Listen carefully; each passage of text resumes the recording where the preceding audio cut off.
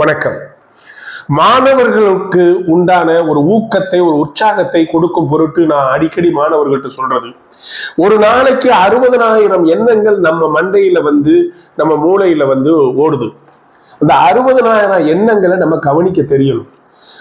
நம்மளையே நமக்கு கவனிக்க முடியல, நம்ம எண்ணங்களை கவனிக்கிறதா அப்படின்னு நீங்க நினைச்சீங்கன்னா அதுதான் தப்பு.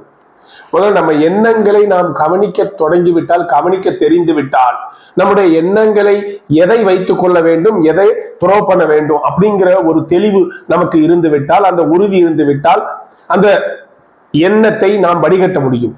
ஏன் அப்படி சொல்றேன்னா, ஒருத்தனுடைய வெற்றியினுடைய மூலக்கூறே, அவருடைய ஃபார்முலாவே, அவருடைய அந்த வெற்றியினுடைய வேறே என்னன்னு கேட்டா, நம்ம மண்டையில உதிக்கிற, நம்ம மூளையில உதிக்கிற எண்ணங்கள் தான். அந்த எண்ணத்தை நாம் சரி செய்ய தெரிந்துவிட்டால், அந்த எண்ணத்தை களை எடுக்க தெரிந்துவிட்டால், நம்முடைய வெற்றியை வேற யாராலும் தடுக்க முடியாது, தடைமாற்றம் செய்ய முடியாது. அப்ப நமக்கு வெற்றி வேணுமா, உனக்கு வெற்றி வேணுமா, உன் வாழ்க்கையில ஜெயித்து நிக்கணுமா, நிமிர்ந்து நிக்கணுமா, அப்படி என்றால் முதல்ல டியூன் பண்ண தெரிஞ்சுக்கோ. அப்படின்னா டியூன் பண்றதுன்னா, இப்ப நம்ம வானொலி பட்டில 96.8 பாட்டு கேட்கணும்னா, அதை சரியான அந்த எண்ணில டியூன் பண்ணலைன்னா அது எல்லாம் சேர்ந்து கரப்புறன்னு வரும். ஒரே குழப்பமாக இருக்கும். அப்ப அந்த குழப்பமான நிலையில மாணவர்கள் என்ன பண்றான், தடுமாறி போறான், மற்ற ஃப்ரெண்ட்ஸுங்களோட சுத்துறான், மற்ற தேவையில்லாத கதைகளை பேசுறான், தேவையில்லாத படங்களை பார்க்கிறான், இப்படி போயிட்டு இருக்கான். ஏன்? அவனுக்கு ஒரு தெளிவான ஒரு இலக்கு, தெளிவான ஒரு பார்வை, தெளிவான ஒரு தேடல் இல்லை. அப்ப அந்த குழம்பிய நிலைக்கு என்ன காரணம்? டியூன் பண்ண தெரியல. எண்ணங்களை டியூன் பண்ண தெரியணும் அவனுக்கு முதல்ல.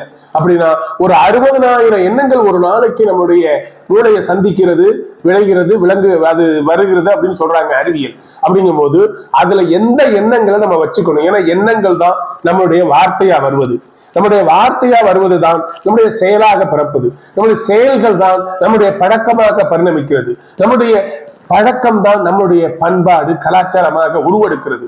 எனவே அவ்வளவு பெரிய விஷயம் என்றால் அதுல எவ்வளவு பொறுப்பாக நாம் இருக்க வேண்டும் நண்பர்களே, பெரியோர்களே.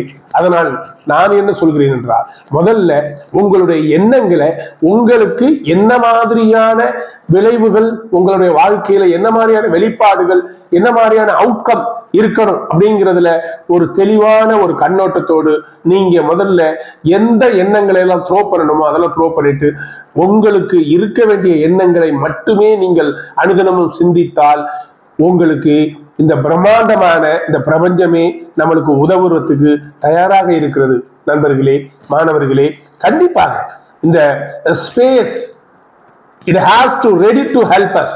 சோ இந்த இந்த இந்த பிரம்மாண்டமான இந்த பிரபஞ்சமே நம்மளுக்கு உதவ தயாரா இருக்குது. ஆனால் நாம் குழம்பிய நிலையில் இருந்தால் அது உதவாது. நம் தெளிவான நிலையில உறுதியான எண்ணங்களை உறுதியாக பிடித்து கொண்டு உண்மையாக இருந்தால் கண்டிப்பாக பிரபஞ்சமே புறப்பட்டு நமக்கு என்ன வேணுமோ, என்ன கிடைக்கணுமோ, எதை அடையணுமோ அதை அடைவதற்கு நிச்சயமாக அது உதவி செய்யும்.